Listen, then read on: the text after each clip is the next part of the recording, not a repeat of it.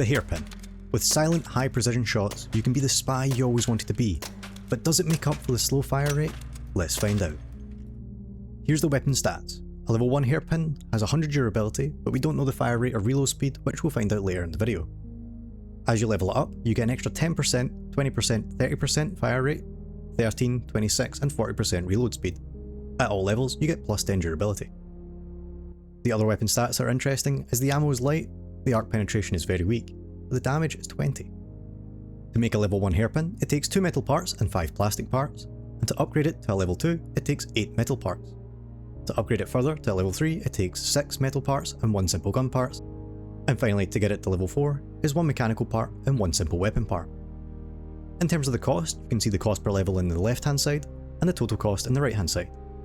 It doubles the cost when you go from 3 to 4 just because of that mechanical part, but other than that, 4000 is quite cheap. My shield video breaks down how damage mitigation works, so you can check it out if you haven't seen it, but here's a quick recap. You've got 100 HP and 40 light shields, we're going to use light shields for this example, so that's a 40% damage reduction.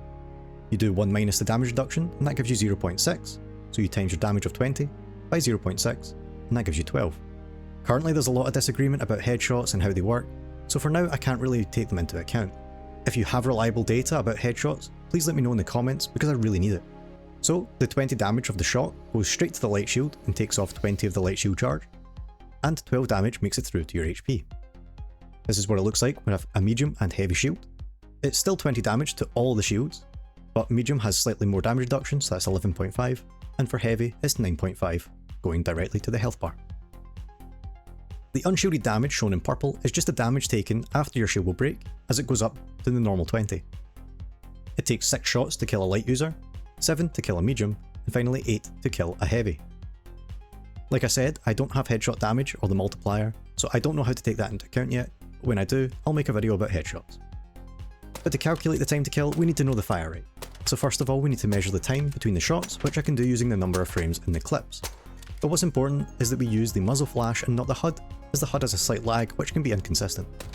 This is how you calculate the fire rate, so it's the 60 FPS that I record at, divided by the number of frames in the clip, divided by the number of shots in the magazine, minus 1. This is because the first shot is shot instantaneously and there's nothing you can compare it to.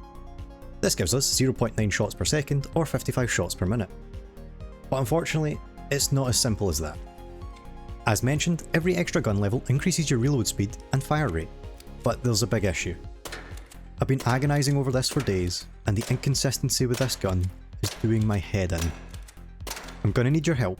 I'll show you the raw numbers that I got and the percentage increases that I calculated, but as you'll see it does not match what the game says it should. Let's start off with RPM. For a level 1 it's 55, a level 2 it's 60, 3 is 64, and 4 is 67. Reload time of 3, 2.5, 2 and 1.5. Now I should mention that the reload time between tests was extremely consistent almost down to the frame, and therefore I'm pretty convinced that these are the reload times. But as you'll see in a second, that doesn't actually mean a good thing. In terms of the RPM, these were really inconsistent between runs. The numbers you're seeing here are the fastest that I got, but the average and the lowest were all over the place despite doing the tests in the exact same way. I've had over 20 minutes of footage that I've had to scroll through, just calculating RPM, and every time it was different. Looking at this in terms of percentage increases, you see it's a plus 9 minus 17, plus 16 minus 33, and plus 22 minus 50. Now, when you compare this to what the theoretical RPM according to the game is, plus 9 and plus 10 is pretty close, but as you get to plus 16 and plus 22, it's meant to be plus 20 and plus 30.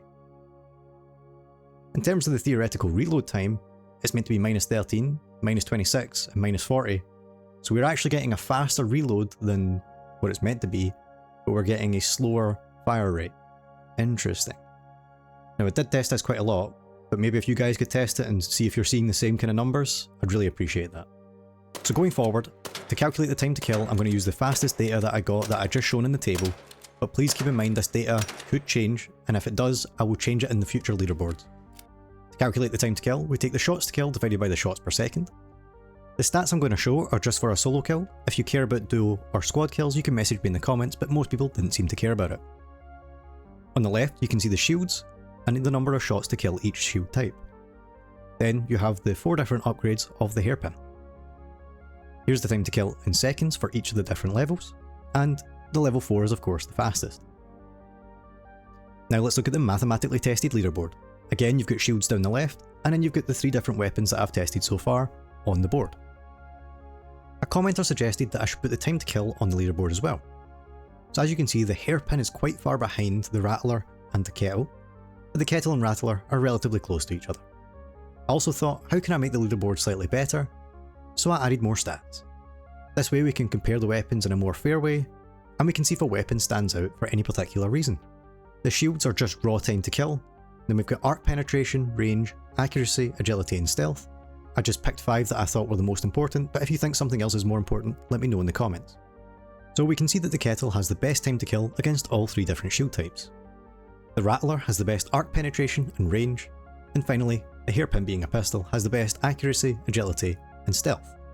I did find it interesting that the Hairpin and Kettle are relatively similar in their stealth stat, despite the Hairpin having an inbuilt suppressor. A lot of people have also mentioned that the inbuilt suppressor helps a lot with arc, so maybe take that into account if you're wondering about it. As both the Kettle and Hairpin have similar arc penetration, I put them together at level 5 because they can't really kill arc that effectively, although it's definitely doable if you're hitting weak spots. I feel like I should mention, despite my slander of the Rattler in the last video, that it is so far a jack of all trades, but master of none. Comment if you think I've missed something. I'll be making more mathematically correct Arc Raiders videos. If you want to raid with maths on your side, please subscribe.